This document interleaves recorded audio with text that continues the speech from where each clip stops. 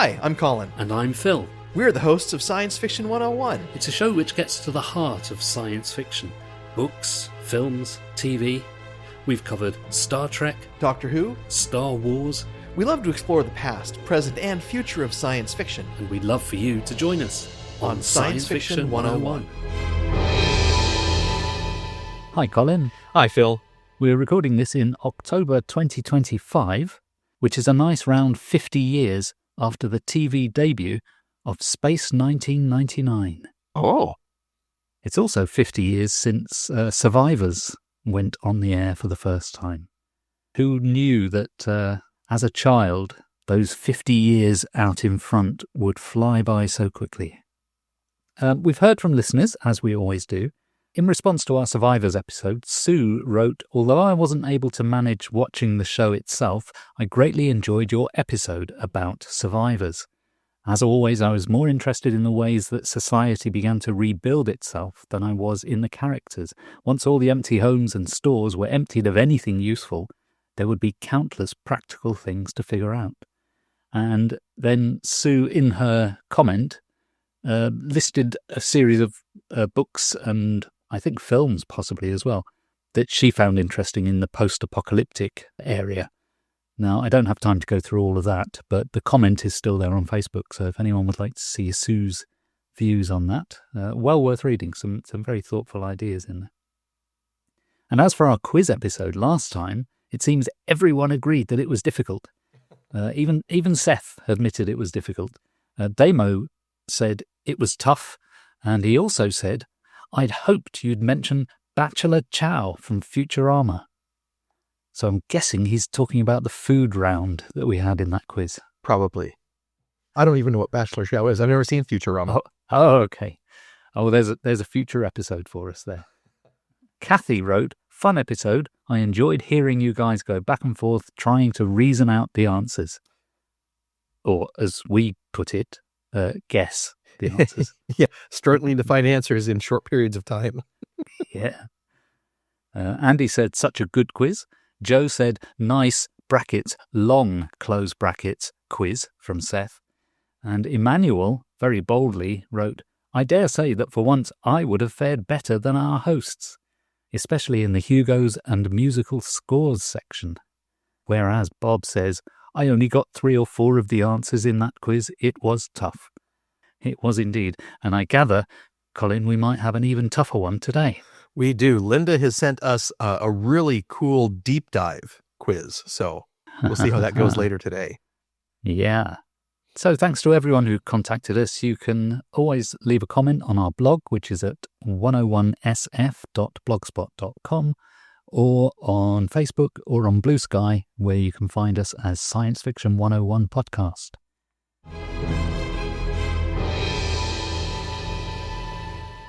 A few episodes ago, Colin and I came up with some reading suggestions or viewing suggestions for each other. Things that we should have read by now but haven't, or things that we thought the other person would enjoy or appreciate. So we took it to heart. We took those reading lists or viewing lists, and we actually read or watched some of the things on there. So, Colin, what did you choose to watch or read from the viewing list that I gave you? I read The Toynbee Convector by Ray Bradbury, and I watched Journey to the Far Side of the Sun, the 1969 movie. And I chose to go and read Sentenced to Prism by Alan Dean Foster, which I think is from about 1985 or thereabouts. Sounds right. And to watch the film Batteries Not Included, which is from 1987. So shall we review and feedback? Yeah, let's. Did you enjoy what you were given? Well, the Toynbee Convector by Bradbury, just delightful. And the premise, it's amazing. I almost feel like we could use a little bit of that today in this world. I'm probably going to go straight into plot, and then there's a great big twist at the end. And so as we get close to that, I'll call that out. So the Toynbee Convector was written in January 1984. It's the story of a reporter, Roger Shumway, who's going to hop in his helicopter and go and interview Craig Bennett Stiles, who's turning 130 today, on the 100th anniversary of the first and presumably only time travel trip. In 100 years, incredible things have taken place. There's no pollution. The cities have been rebuilt. The air has been washed. The dolphins have been saved. They've explored the solar system. Humanity is in a utopia almost. And so on this 100th anniversary of Craig's time travel trip, where he travels into the future and told the people in the past all about this, he goes to interview him. And now we get to the spoiler part. It was a con job. He never went to the future. He spent years developing fake films and setting up props and models so that everything that he was able to show, this vision of a positive future, did not really occur. And he reveals all of this to the reporter and then steps into the machine and says, I'm going to travel one more time into the future. And then he dies. For the benefit of anyone who hasn't read the story, just to be clear on the timeline, we imagine starting in present day, Styles goes off to the future, he says, 100 years, sees this glorious future, comes back, tells everyone what a glorious future there is up ahead, and people, knowing that that is the future, they begin building that future. We've reached that positive future, essentially, and now he can reveal, it was all a lie. I never did go there. And the reporter is left with the challenge of what to do with that information he has been given, because right now he's the only person alive that knows it. Yeah. In the midst of my city being invaded by soldiers from California or Texas and inflatable frogs, it was a very hopeful, positive thing. It came right at just exactly the right time. It's beautiful Bradbury prose. It's so enjoyable to go through it and read it, not just only for the plot, but just the way everything is said. Here's a sample quote, and it's, helping build that very future I saw when, as a young man, I arrived in our golden tomorrow. So the story is really a celebration of optimism. If you take an optimistic view of how things can be, you will produce the very utopia that you imagined. Yeah. And conversely, and I'm sure this is where Bradbury got the idea from, if you think bleak thoughts about the future ahead, you will end up producing a dystopia.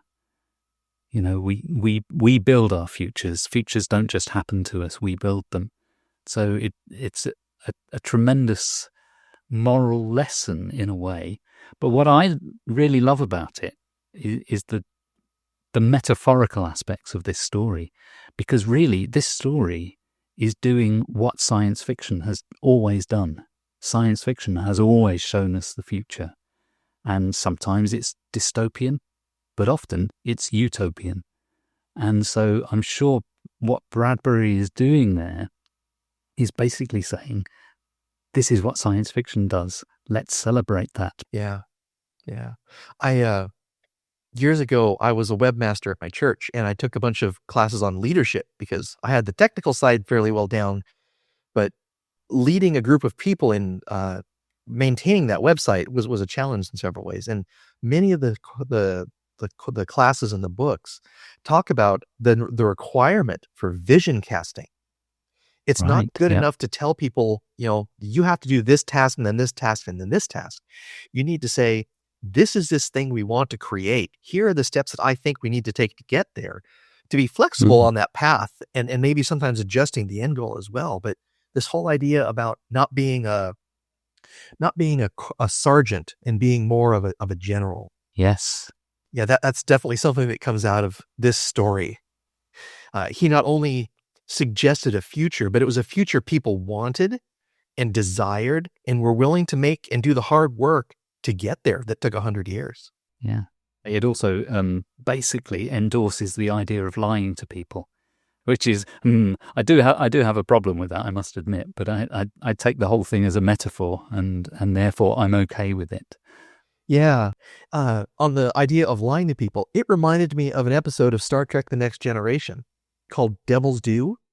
The planet is Ventax 2, and in order to stop war and restore the ecological balance, they accept this devil's bargain with the planet's evil deity called Ardra. Yeah, 1,000 years later, Ardra pops up and says, I'm here to collect. Look, your planet is healthy and happy. You're technologically advanced. It's clean. I'm now here to take the entire planet as my personal slaves. And it turns out that, kind of like this, the entire thing's a con job. The alien playing Ardra is using holographic technology and some repulsor technology to shake the planet and make special effects. And I'm really pleased that you enjoyed the story. It's late period Bradbury. He would have been in his 60s when he wrote it, which is after the period when people say, oh, he did all his best work in the 50s or whatever. And I'm pretty sure the time traveller in the story is Bradbury. He's saying, this is me. This is what I've done all my life. I've lied to you about the future in order that you build it. That's interesting because in the collection, also called the Toynbee Convector, where I think it was first collected, most of the other stories are horror stories. Yeah, it's a real mixed bag, isn't it, that one? Yeah. There's the story about the evil thing up in the attic. There's the story about the screenwriter and the director-producer who has a history of abusing women and the thing that's going to happen to him because of it. Yep. Yeah, I've read several of the stories. They're good stories, but they're not in the same vein as the Toynbee Convector. And of course, did you know that Arnold Toynbee, the person who the story is named after, was a real historian from the early 1900s? Yes. I don't know a huge amount about Toynbee. I've tried to read some of his stuff and never really got into it. So why Bradbury chose Toynbee, I don't know. Did you get any insight into that? The Wikipedia article says that Toynbee was popular at the time, but later dismissed by his contemporaries because he used too much mythology in his articles and books about history. Yeah. The other thing that I've seen in a few places, people talk about Toynbee's theory of history as being challenge and response. Now, I don't fully know what he's talking about, except in the general idea that history is full of people being challenged by things and then coming up with a response. So to understand history, you have to understand the challenge and the response. Right. And I can see that that might be what Bradbury is doing in the story. The time traveller is providing a challenge to people by saying, here's the future you can have. And what happens is they build it. Shall I talk about Sentenced to Prism? Please. Yeah. Sentenced to Prism by Alan Dean Foster. Now, if I had looked up this book before reading it, I possibly would have been put off it because Alan Dean Foster has a number of series, and Sentenced to Prism is something like the 5th book in the so-and-so series. So I was going purely by your recommendation, and you did tell me that it's from a series, but that it stands on its own. Oh, yeah, it does. And I can confirm it does stand on its own because I've read it totally in isolation. And yeah, it does. It works. I think when you described it to me, you said it's about a planet of silicon-based life forms. Yes. Which is basically the setting. The story is that we have a guy who is, I think he's called a generalist. So he's not a specialist in anything, but he's a very intelligent generalist. And because he's a generalist, he's been chosen to go on this mission to this strange planet where the expedition to the planet has apparently disappeared. There's no communication coming back from the expedition, and they want to know what's happening. And the company want to find out what's gone wrong, but without tipping off any of their rivals that something may be up. So they send somebody out on this secret mission to find out what's happened to the expedition. And when the guy gets to the expedition, he basically finds everyone is dead, probably killed by native life forms, and all the life forms appear to be silicon-based. So he has a tracker built into his exoskeleton suit. From what I gather from the description, the suit is enormous. So he might be 6 feet tall, but the suit is like 30 feet tall or something. I may have the numbers wrong, so don't write in and correct me. So he can make little steps inside the suit, and the suit then makes big steps in response. So it's one of those kind of suits. The suit gets damaged. He has to abandon it. But he also makes friends with some of these silicon-based life forms.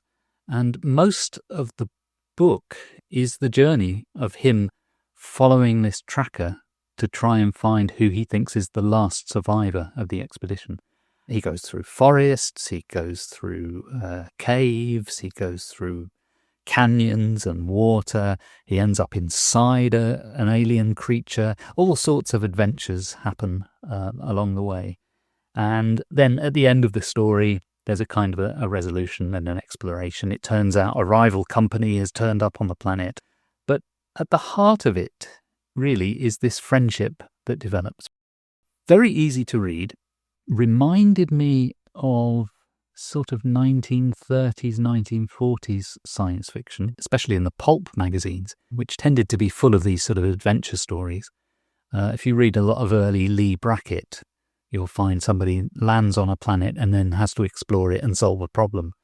A lot of Edgar Rice Burroughs is like that. So it's along those lines, not terribly scientific in terms of being demanding of the reader. You know, you don't have to do a lot of thinking, but it does have some scientific concepts in there. So it's science fiction if you want it to be, but if you just want an adventure story or a fantasy, it's that as well. I think that pretty much sums up everything that I got out of it. Alan Dean Foster is a very capable writer. He knows how to string words together. My only wish for it is that it were about something. Because at the moment, it's about a guy who goes to a planet, has to solve a problem and solves the problem. But then that opens up a whole new set of problems that enables the series to continue. But it's not actually about anything. It's not about friendship. It is in part, but it's not really a book about friendship. It's not about morals. There's no real lesson to be learned from reading the book. Yeah. But it's fine. It's okay. It's a good, fun read without being a comedy. There are comedy moments, but it's not a comedy. What I will be is more open to reading Alan Dean Foster because in some ways it was a better book than I was expecting, being that it's like book 5 in a series. Or It's interesting that Wikipedia lists it that way. I wonder if it's only like the 5th book in the universe rather than like the 5th book in the series. Yes, I think it is something like that, yeah. He created this universe, the Humanx universe, and wrote a series of books called the Pip and Flinks Adventures. Yes. And they are sequential and they go in order. There's one that's a prequel to the whole thing, talking about how Pip and Flinks met and how they met Mother Mastiff and all these other things. And, you know, parts of the universe are developed. Mm-hmm. It's never done in a consistent way. It's more done as like world building. Yeah. And then he started writing these one-off stories in that universe. And Sentenced to Prism is one of them. The origin of the meeting between the humans and the insect Thranks is in Nor Crystal Tears. So if you want some of Alan Dean Foster writing in that universe, that would be the book to read. That book is all about racism and othering.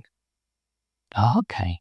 And how the two species actually need each other to survive in general, because they both have, you know, fatal flaws, and it turns out that they dovetail really well and support each other positively that way. One of the sort of interesting science fiction-y things that happens in Sentenced to Prism, and I thought this is where the book was going, is that our hero kind of starts turning into one of the silicon-based life forms because he suffers injuries and the silicon physicians patch him up. So part of his abdomen is missing. So they put in a kind of a window where the skin would have been, which is structurally fine and it's fully functional, but it gives him a queasy feeling every time he looks down because he can see inside himself. So I thought that's what it was. I thought the book was leading us towards, by the end of it, he was going to be a silicon-based life form, or at least like a 90% silicon thing. It didn't actually go that way, but he meets the other survivor. Here's a spoiler.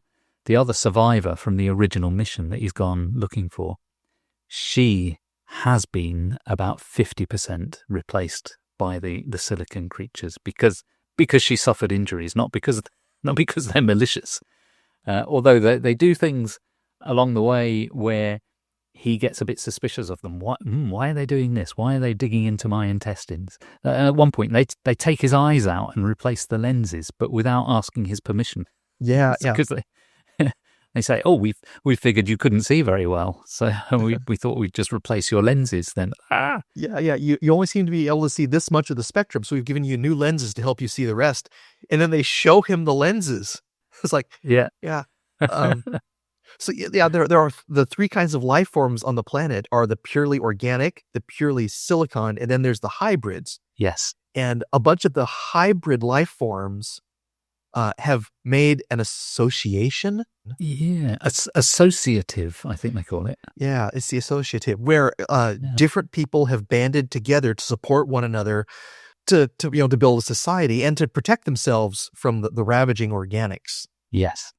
From the doctors, I love the judgmentalism of, we replaced your organic processing system, which was horribly inefficient, with this new, more effective battery-based system. And there's another nice bit where they have to cross a river, and for these silicon creatures, that's no problem. They can just walk along the bottom of the river, and it never occurs to them that he can't do that.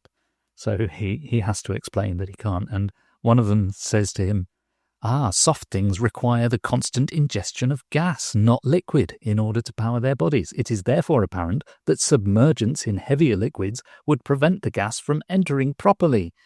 And then he says, I'm not a fish, if that's what you mean. I'm afraid I can only make use of the thinner gas. So it's not out-and-out comedy, but it's humorous, all the while being sort of scientifically sensible, So I quite liked all of that. He wakes up and something is tickling his ear, and he begins to have this almost psychic conversation with this other life form that he calls Azure, which is a gross shortening of its true full name. Yeah. And later comes to understand that Azure has extruded a set of tendrils, put them into his ear, and is connecting directly to his brain. And all of that's quite clever because it allows them to communicate in a way that wouldn't be so plausible otherwise. If the silicon creatures opened their mouths and started speaking English, it would just be ridiculous. But because they're tapping directly into his brain, we can assume that what he is hearing as coherent English sentences is simply them stimulating the right part of his brain to generate that impression. Again, it has this plausibility, and you can tell that the author has thought through what the challenges would be. And it did remind me, we're always comparing things to Andy Weir, but it did remind me of Project Hail Mary in that respect, because that also has an alien creature who is virtually uncommunicatable with, and yet they figure out a means of communication. Yeah, they need something better than jazz hands. Yeah. Yeah. Oh, I wonder if they're going to do that in the movie. I sure hope so. Oh, so looking forward to March 2026. Oh, is that when it is? Yeah. Wow. Speaking of movies, shall we segue into talking about the movies? Yeah. So I watched Journey to the Far Side of the Sun, which was released in 1969. It was actually made in 1968, but it took them a year to get it out of the can, so to say. Directed by Robert Parrish, who was known for doing a lot of editing work. He was a child actor in the 1910s and 20s.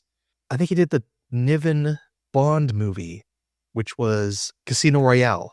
Yes, I think so. Yeah.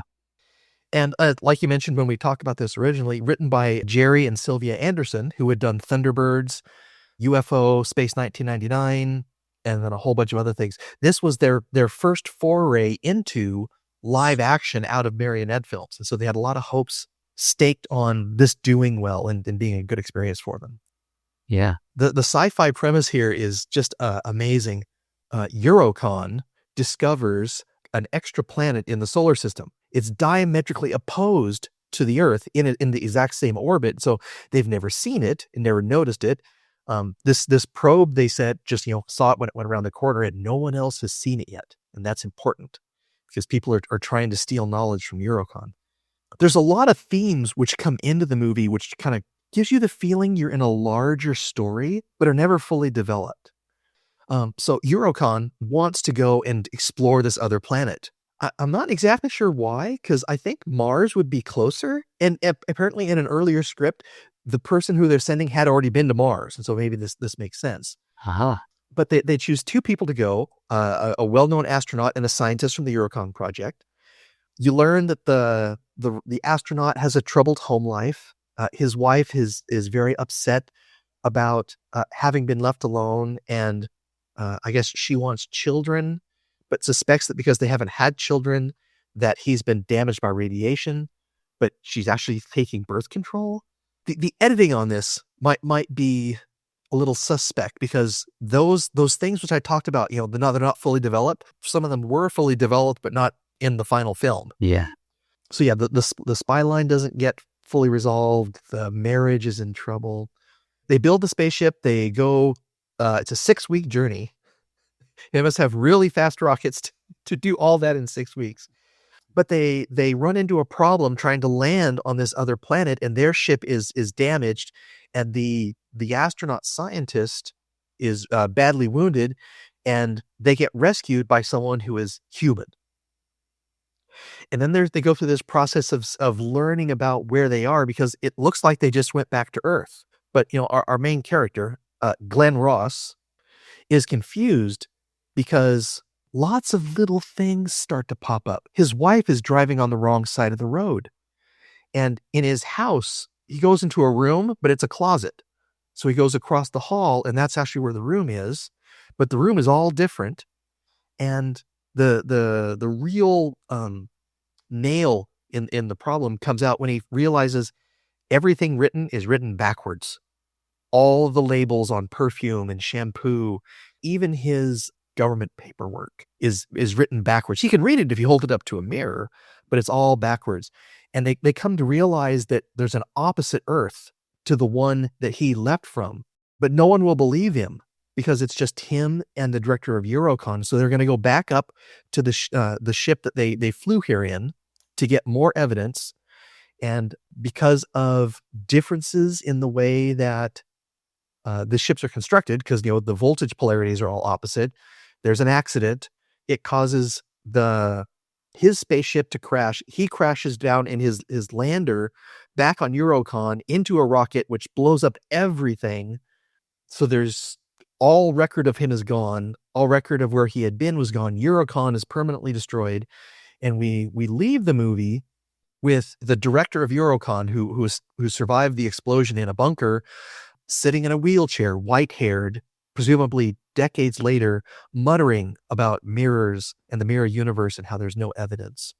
That's basically how the movie ends. Yeah, it's a bit baffling, as is much of the film. But boy, is it a visual feast. Oh, yeah. So it's 1968. There's no Yeah. computer-generated imagery. So what we have are models, green screen, blue screen, kind of. The model development for the buildings and the rockets and the spaceships, really, really, really well done. I understand that there were some problems where the director thought things should be shot a certain way, but the Anderson said, no, this would be in 0G, so they would behave differently. And there was debate back and forth about how it would all work. But all that model stuff comes from the fact that for years they'd been doing these puppet shows, which you mentioned earlier. Yeah. So their most famous one is Thunderbirds, where they went for extreme realism with this series of sort of specialized spaceships and rocket ships and all sorts of things. And they built the base and all of the sets for these puppets to move around in, everything incredibly realistic. The only thing that isn't realistic are the puppets, because they're slightly out of proportion, because their heads have to be a certain size and their bodies are a little bit out of proportion. So in Thunderbirds, it's hyper realistic, except for the characters. But when they get to this film, they've got the opportunity to just go for the realism. So that's what they've done, and they've sort of gone for almost a Stanley Kubrick style of realism. I don't think this holds up quite as well as 2001: A Space Odyssey, which was made the same year. But yeah, I've seen people try to compare the two, say that one was inspired by the other, but they were virtually shot at the same time. Yeah. And I understand that many of the models and the props and even a lot of the actors ended up being in the next project that the Andersons did, which was the series UFO. Yeah, that's right. So if you like that kind of thing, watch the movie and then go catch the series and, pick out the things that are borrowed from here and there. Because I bet you'll see spaceships and cars and buildings. And Yeah. I read that when they were on the Mirror World, they filmed it and then reversed the negatives left to right. Yeah. But that actually caused some continuity problems because the astronauts, in order to travel, they were put into a hibernation, and they would connect their bodies to these machines, which would keep their heart, lung, and kidneys going. So they had 2 ports in one arm. Well, when they reversed the negative, the ports were in the other arm for the astronauts from Earth. So they reversed too many things. So it gets a bit confusing, doesn't it? It like we said, the movie's from 1968, so the pacing is quite a bit different. And I think that, like Planet of the Apes and 2001, it's a slowed down, more experiential thing rather than a thriller or a nerve biting kind of a thing. So you kind of need to sit back and just enjoy it. Yeah. I don't know if you remember, but you said it was the kind of thing you'd want to watch on a rainy Sunday afternoon, and that is exactly the description for this. Just you can find it on the Internet Archive. You can probably find a DVD of it, maybe from a library or Amazon. Watch it, relax, enjoy it, think about it, pay attention to all those things, and realize how much filmmaking has changed in almost 60 years. Terrific. So shall we move on to the one that I watched? Yeah. Which is Batteries Not Included. Now, I've been aware of this film ever since it came out. It was from 1987, I think, and in those days, I used to read Starlog magazine from cover to cover every month, and Cine Fantastique as well. So I knew all about Batteries Not Included back in the day when it was being made. I saw all the articles where they interviewed the effects people and the actors, but from reviews of the film at the time, I gathered that it wasn't a great movie, and so I never bothered to watch it. It's one of many films from that era that I know about without ever having seen it. Now, I've seen bits of it over the years because it's been on TV so many times. So I've watched it and I've caught little bits from it. So I've always known what the film is about in the broad sense. And I should say what it's about. It's basically there's an old married couple in New York who have a cafe, and they also seem to own the building that the cafe is in, sort of a tenement building. So they've got tenants living above them. And developers are trying to flatten the entire area for a couple of city blocks and then put up these huge office buildings or whatever they are, skyscraper type buildings. So they need to get rid of all the old stuff. So they want to get rid of this cafe. So they send around the heavies to, first of all, try and bribe people to move out. Nope, we're not going to do it. We're not going to move out. Okay. Well, in that case, we'll start terrorizing you then. We'll break your cafe into pieces. We'll set fire to it. We'll try and scare you out. And this old couple are really scared by this, and they don't know what to do. A pair of their tenants, I think, also old folks, decide to move out and go into a care home somewhere. So the central character, the man, is looking at the brochure for these care homes, and he's considering, well, maybe we should do that. Maybe it's time for us to do that as well. But he doesn't want to. And he says something like, oh, won't somebody please help us? Just talking to himself, almost like he's praying, really, saying, oh, won't somebody help us? And then the very next shot, these little spaceships turn up, which are about the size, smallest ones are about the size of a computer mouse, I suppose. Big ones, I suppose, are about the size of like a 12-inch pizza. Yeah. Frying pan. Yeah. So they are flying saucers, really, but they're tiny ones. And I think there's a line of dialogue where somebody says something like, they must be flying saucers from a very tiny planet, or something like that. And these aliens are helpful. In particular, they repair things. And to cut a long story short, essentially the building gets destroyed in the end as an act of vandalism prior to building one of these skyscrapers. And the little aliens gather together and they rebuild the building.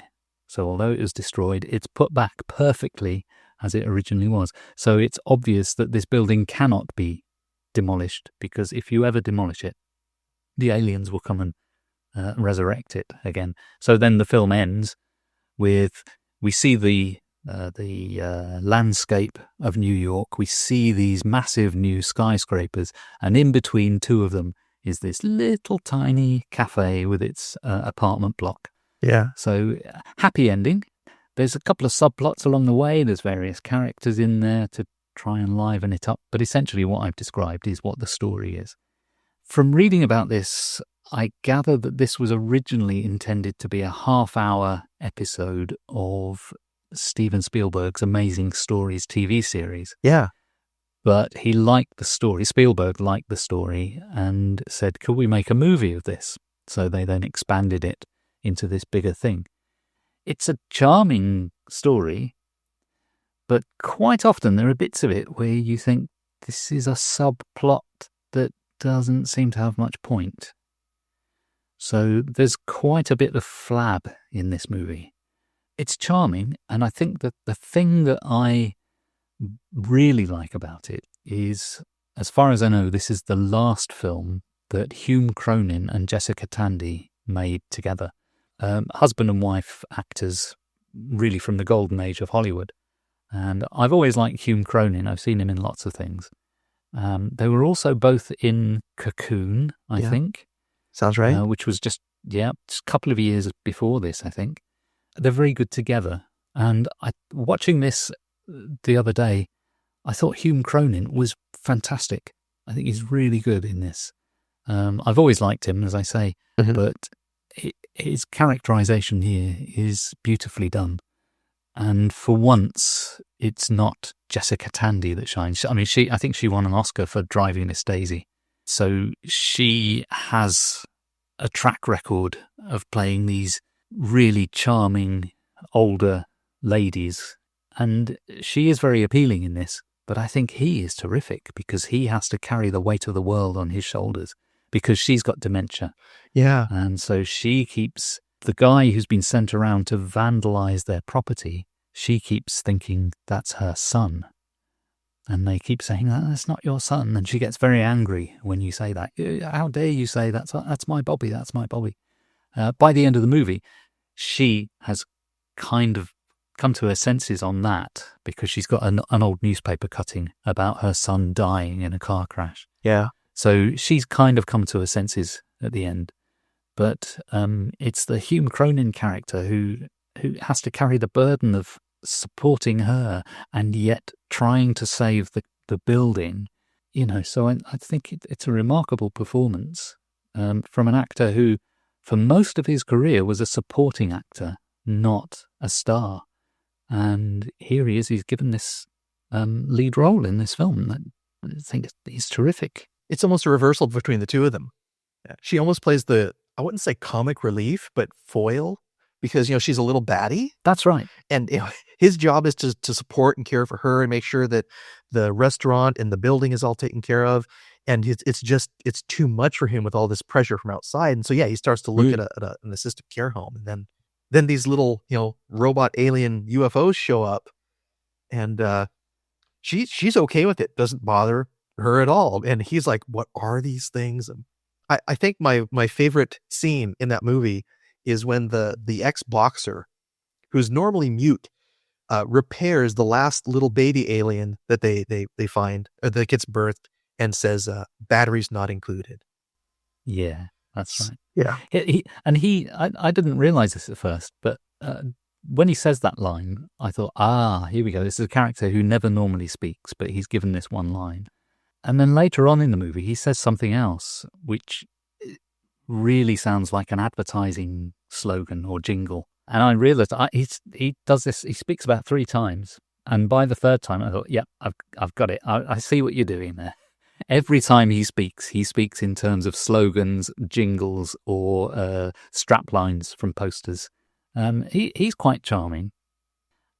There are some other secondary characters who I don't know why they're even in the film, really. It just seems like a bit of padding, but he, I think, is charming. Yeah. I like the kind of storyline for the not the big bad developer, but his minion. Yes. The one who's tasked with being the gang member, the terrorist, to try and force people out. Yes. Who in the very end actually embraces what he's done and rescues Jessica Tandy from the fire. His arc goes from being he is completely their worst nightmare. He gets mistaken for being the son and hates that. But eventually he swings around. He becomes a good guy. He takes on the guise of her son. He pretends, he buys into that in order to get her out of the building. He says, "Hey, Ma, it is me. I am Bobby. I want to show you my new car. It's downstairs. Dad is already down there."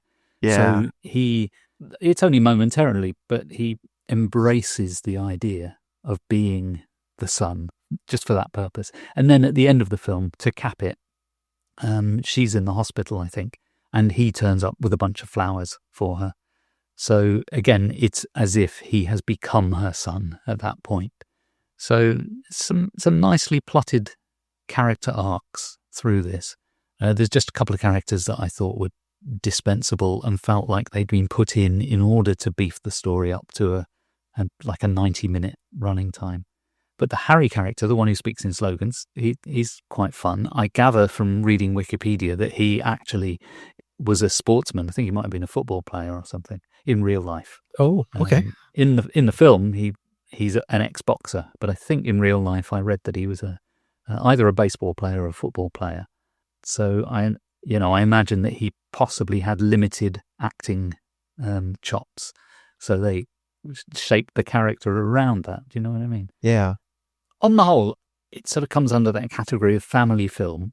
It's clearly made to be a family film, although curiously, there's a bit where one of these secondary characters is painting a nude portrait, and that made me think, it's a bit odd in a family film to show the nude portrait. So I'm not sure whether when they made it, whether they were thinking family film or whether it was simply marketed as a family film. But it has all the look and feel of a feel-good family movie. So again, this is one for a Sunday afternoon, a wet Sunday afternoon, I think.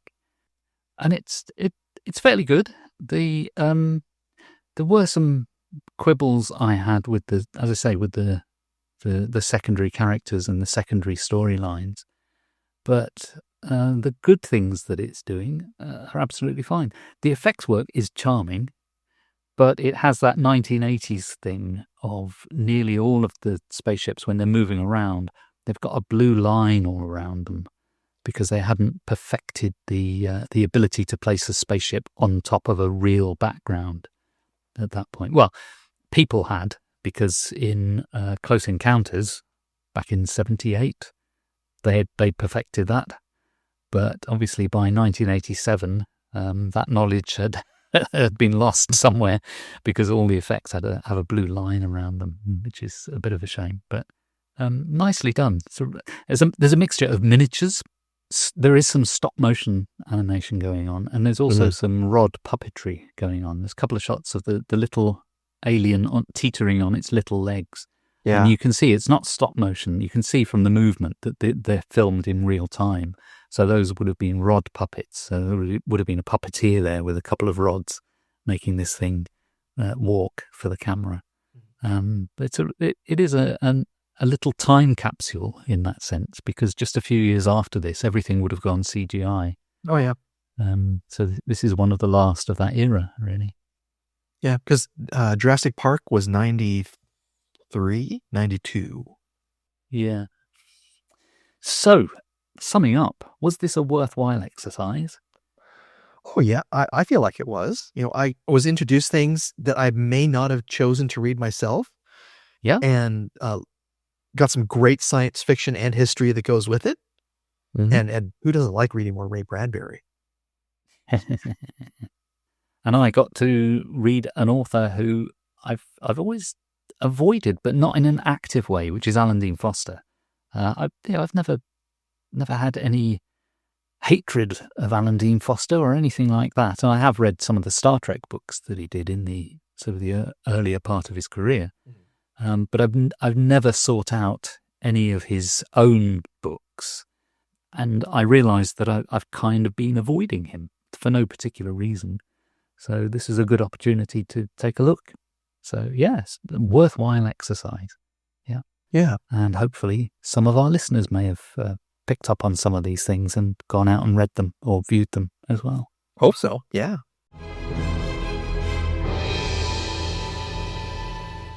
So Linda has sent us a 15-question quiz, and it's titled Real or Not Real.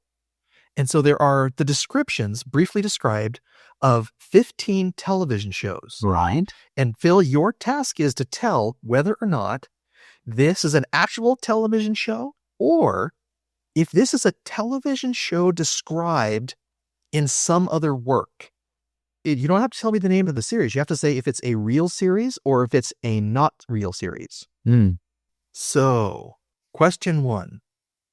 An adventure show host goes missing while filming in South America. His ex-wife and estranged son travel deep into the Amazon to solve the mystery of his disappearance. Now that one I don't recognise at all. As a hint, I can give you the name of this television show. Yes, please. It's called The River. Yeah, not as helpful a clue as I was hoping, that one. No, I'm stumped. Okay, this is a real television show from America in 2012. And it starred, I think it's Bruce Greenwood is the actor's name, as the father that goes missing. I'm going to have to look this up. And I'm not doing this in order to cheat. I am admitting defeat on this one. And there it is, The River, from ABC TV. 8 episodes. Not long-lived. I have never heard of it. I've never seen it, never heard of it. Okay, let's move on to question number 2. Okay. A benevolent blonde extraterrestrial rises from the ashes to wander from archaeological site to archaeological site, searching for his long-lost companion. Give me the description again, please. A benevolent blonde extraterrestrial rises from the ashes to wander from archaeological site to archaeological site, searching for his long-lost companion. Blonde. I think I probably know this one, but I don't know it. I can't think of what this is. The name of the series is The Phoenix. Is this from the 80s? It could be. I'm going to say this is a real TV show from the 1980s, and it probably starred somebody who had a very small role in Star Trek: The Wrath of Khan. That's exactly right. That's correct. This is called The Phoenix. It was American on ABC in 1982.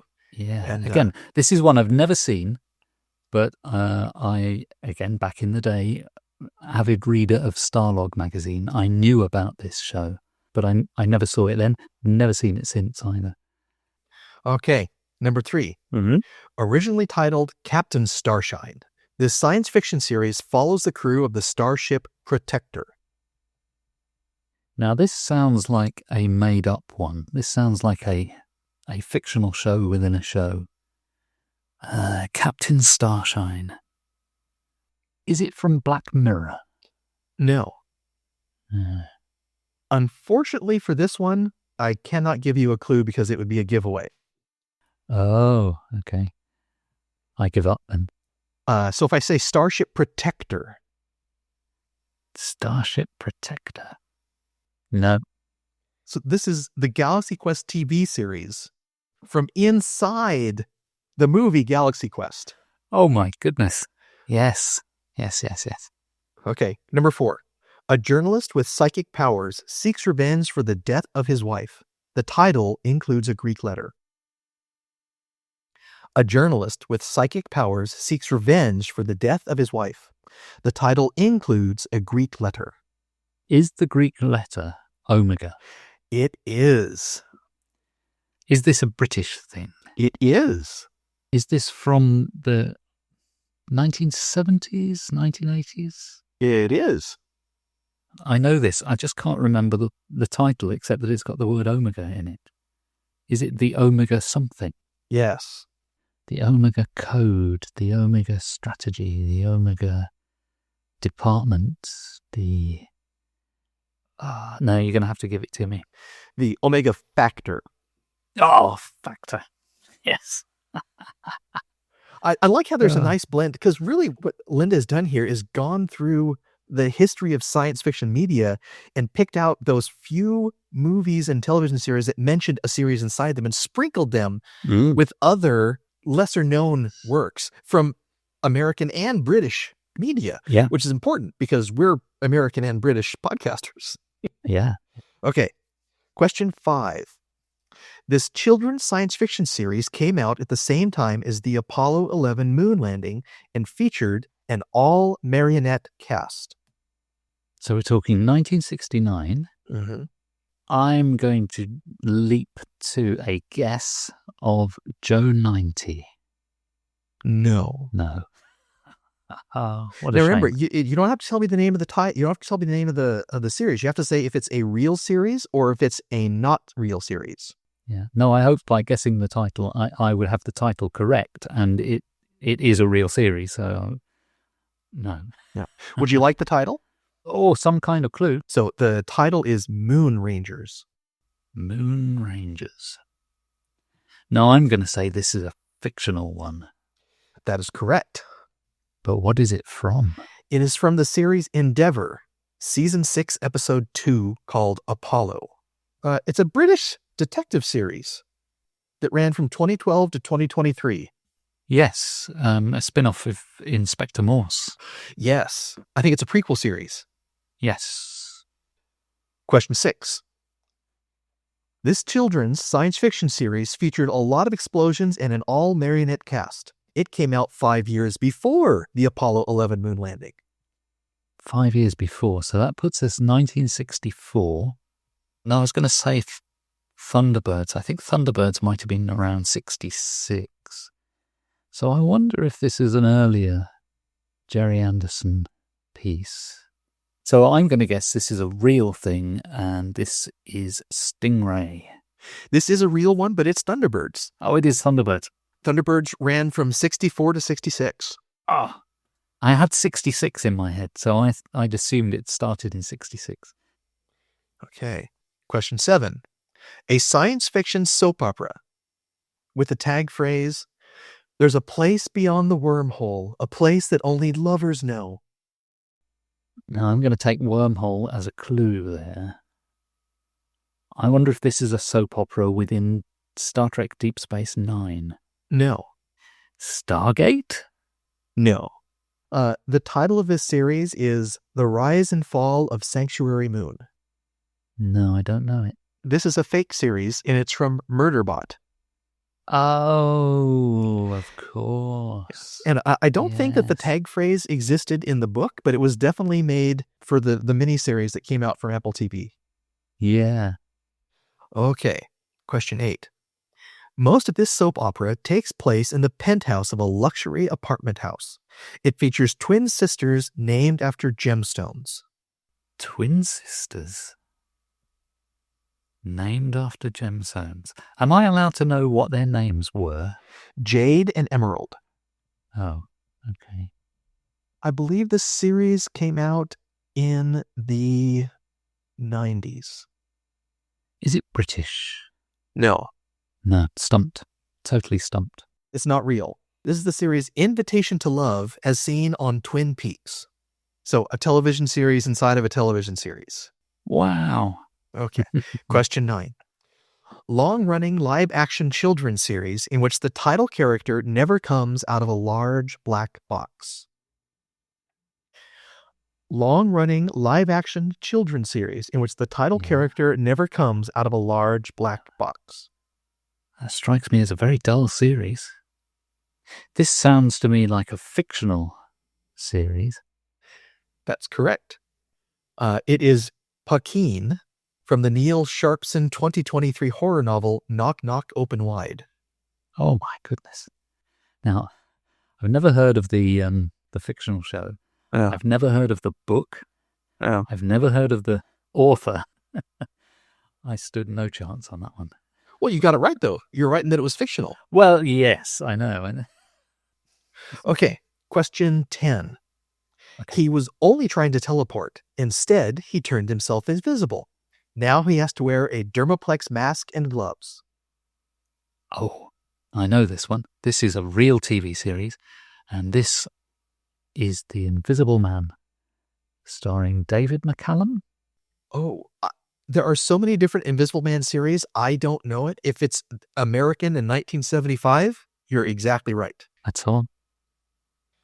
Okay, question 11. She's not a nanny, she's a witch, and her ventriloquist dummy is a real boy. I'm going to say that's a fictional thing. No, this is real. It's called Passions, which, kind of tickled my memory, but I could not place it. And it ran on American television from 1999 to 2007. Wow. So this is one I need to look up to see if I've ever seen it or heard of it. NBC. From the information on Wikipedia, it doesn't tell me this, but it looks for all the world like a daytime soap. It very well could be.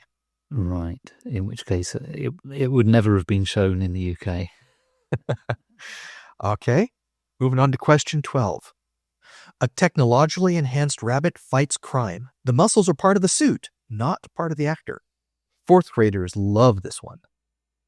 Oh, well, I'll just say it's real. This one is not real. Oh, but it's not real in weird ways. It's called The Bionic Bunny Show from inside the PBS children's series Arthur. yes. One of the characters always does something with a bunny, and I think that's this thing he comes up with. Question 13.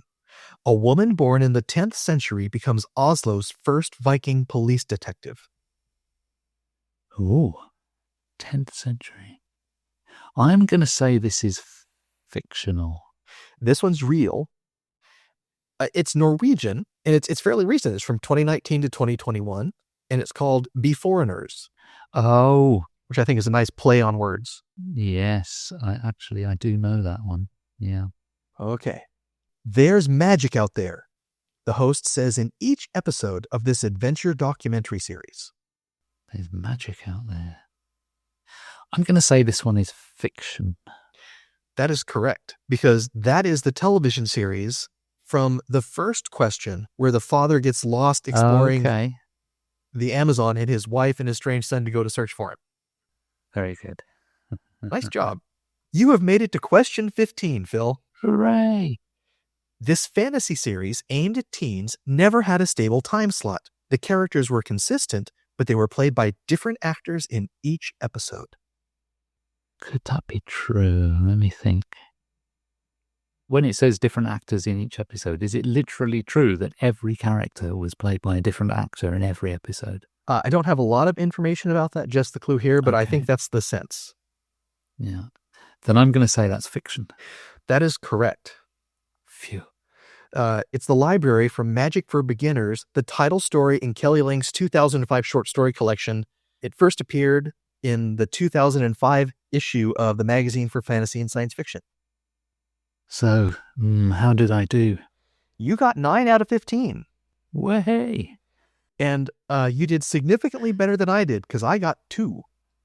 Wow. Yeah, Linda sent it to me as 2 chunks. Part 1 was questions, part 2 was answers. So yeah, I recognized Sanctuary Moon and the Phoenix, and that was it. Yeah, I'm going to have to, when I edit this, I'll have to listen to my answers, because my impression is that I did very, very badly. Well, in the cases where I couldn't give you the title, I think you were more fixed on trying to determine the title as to whether or not this was a real series or not. Yeah. But recognition then tells you what the answer is, so that makes perfect sense to do. Yeah, but as you discerned, I was beating myself up around my inability to do that on a lot of them, whereas all I had to do was say this or that. Sometimes the old brain gets in the way. Who sent that? It was Linda. It was Linda, yeah. Thank you, Linda, for sending us such a fiendish quiz. If you ever feel like doing it again, send it to me next time. It's Phil's turn to administer the fiendish quizzes, yes. And then, yeah, so I'll be the administrator, the quizmaster, and Colin can be the guesser. So shall we move on to our final business of the day, which is past, present and future stuff? Yes. I don't have a lot here. For my past item, I simply put 50 years since Space 1999 debuted. Hooray. And particularly the reason I wrote that down is because I twigged that was the case a few weeks ago. And I started a rewatch of Space 1999, which I remember doing sometime in the last 5 years.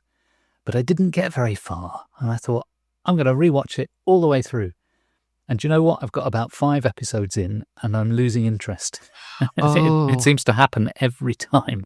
So it's not that great, Space 1999. It looks fantastic, apart from the flared trousers. All the visuals, all the sets, beautifully done. Beautiful miniature work, as usual, from Jerry Anderson's team. But terrible, terrible scripts for the most part. But hey, 50 years. Yeah. Well, and people still know it and talk about it. Yeah. I think there was a recent re-release of the models of the ships. So it's still out there in people's attention span. Yes, yes. I learned that in 2020, that in the official Scottish Registry of Tartans, there is a tartan pattern registered just for Starfleet. Oh, not Max Starfleet. No. So should you be interested in making a Starfleet quilt or blanket or scarf or whatever, you can find this pattern, and I'm guessing it's registered for you, so you can purchase it officially. And you could cosplay as Scotty in, I can't remember the episodes. There's a couple of episodes of original Star Trek where Scotty wears a kilt as part of his dress uniform. Yeah. So you could make yourself whatever that dress uniform is using the Starfleet tartan. And be legit. For present, I have nothing. I have no present items. I have a couple. One is specific to the Portland area, and that is that Oregon Contemporary, which is an art space here in Portland, Oregon, is hosting a display about the art and life of Ursula K. Le Guin. And that is going on right now until February 8th, 2026. Wonderful. And the other thing I came across is Strange Horizons, the online magazine, has published a collection of 2 stories per year across their 25-year history. So if you want to see how science fiction has evolved, particularly in what Strange Horizons has picked to publish or not, you can go there and go through that and see how things have changed over time. My only other one is a future item. And this is a book which I pre-ordered the other day, a new hardcover short story collection that's coming out, I think, in November. And it's by Alan Brennett, who's a Nebula-winning author and also an Emmy winner. He did a lot of TV work, was a producer and writer on things like LA Law, Twilight Zone, the sort of 1980s Twilight Zone. Mm-hmm. Also Wonder Woman, Buck Rogers, Enterprise, and Stargate Atlantis, apparently. But he's a novelist and short story writer. And he's got a new short story collection coming out called The Man Who Loved the Sea. So I've ordered that and looking forward to that. The last few years, he's been mostly a writer of historical novels. But this is, in a way, it's kind of going back to his roots as a short story fantasy writer. So I thought, I'll have that. And so I did. Cool. I found out that to celebrate Star Trek's 60th anniversary and the release of the Star Trek Academy series, there's going to be a Star Trek float in the 2026 Rose Parade on New Year's Day. Where's that? It'll be in California, I think in Anaheim. It's an annual thing. It's one of the biggest college football series. But yeah, so there's always a gigantic parade that goes for hours. It's broadcast on every major television network. Right. And you get together with your family and sit in front of the TV and watch all the floats come by and listen to the commentators and the performances and see the marching bands. I think I'm done. I'm done too, yeah. Well and truly done.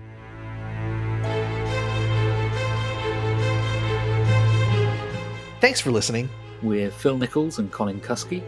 Our music is from Purple Planet at purpleplanet.com. Please visit our website at 101sf.blogspot.com, where you can support us by buying us a coffee. And you can find us on Facebook and Blue Sky. So see you next time.